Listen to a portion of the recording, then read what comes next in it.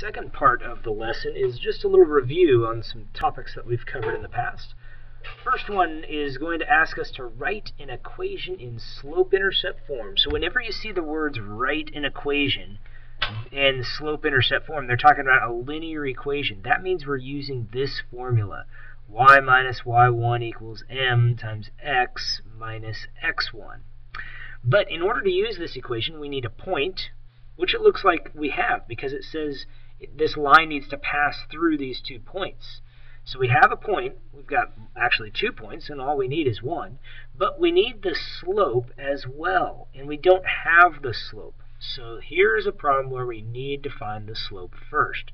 So we first need to use this formula, y minus y1 over x minus x1.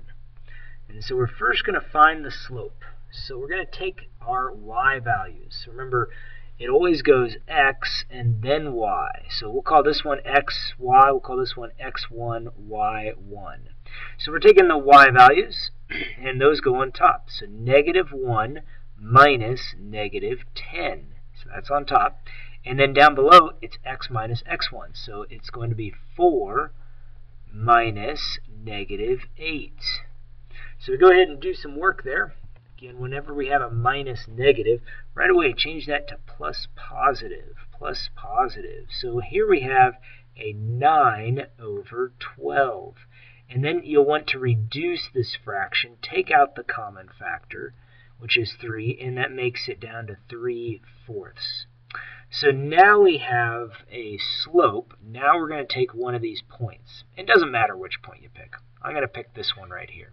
And we're going to put it into point slope. So we've got y minus y1, which is negative 1, equals the slope, which is 3/4, multiplied by x minus 4. So from this point, we go ahead and anytime we see that minus negative, first of all change that to plus positive, and then distribute that 3/4 over that subtraction. So what we have now is y plus 1 equals, and then we have 3/4 x, and then off to the side we might write down 3/4 times by negative 4 over 1, and see the cross canceling that goes on. We're left with negative 1. 3 times negative 1 gives me negative 3.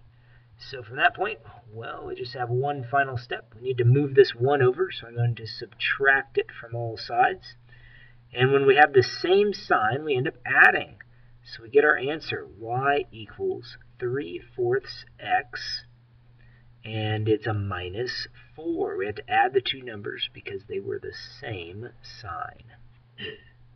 Well, 2 more problems on the homework, and they're both going to ask us to write equations again. So we're using that equation in point-slope form to be able to write them, and what we need is a slope and a point. Well, one of them is going to ask us to write an equation that's parallel. Parallel. Well, parallel means the same slope.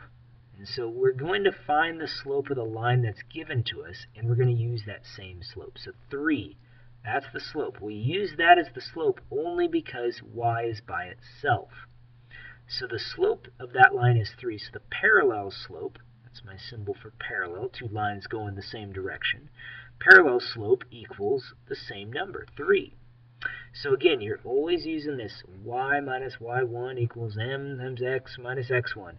We use that formula when we're trying to write an equation of a line. And so we're going to substitute our numbers in there.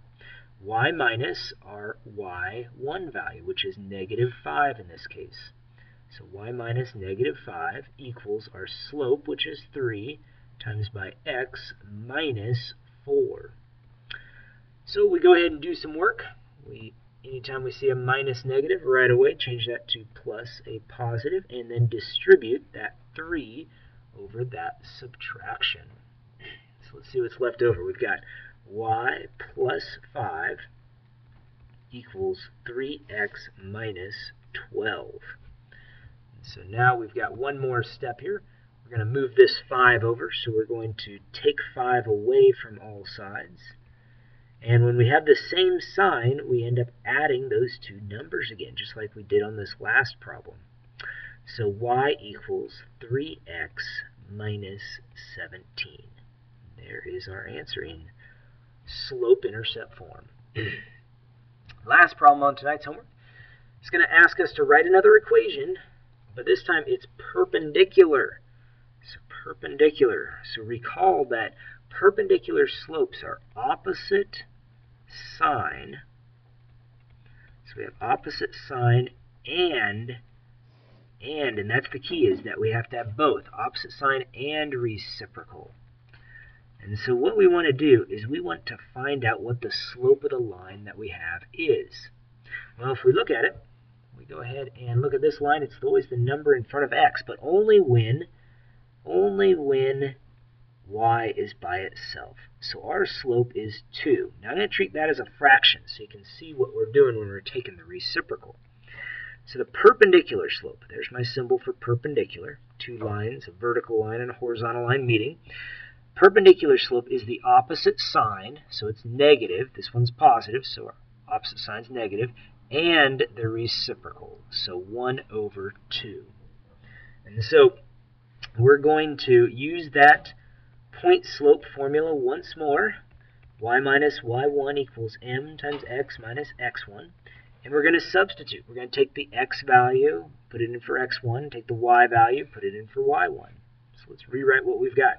I've got a y minus 3 equals our slope, which is negative 1 over 2, times x minus negative 4. So from that point, we can take those minus negatives and change into plus positives and distribute that negative 1/2 over that addition. So what's left over? We've got y minus 3 equals negative 1/2 x. And then over on the other side, off to the side, I'll multiply negative 1/2 times by 4 over 1. You see how the 2 goes into 4 2 times? Multiply, and we've got negative 2. Well, from that point, we can just move this 3 over by doing another opposite operation. We're going to add 3 to both sides. And when I do that, we'll have our answer. That answer is y equals negative 1 over 2x plus 1. And there it is. Slope-intercept form. So those are the 3 types of problems you'll see on tonight's homework. Good luck.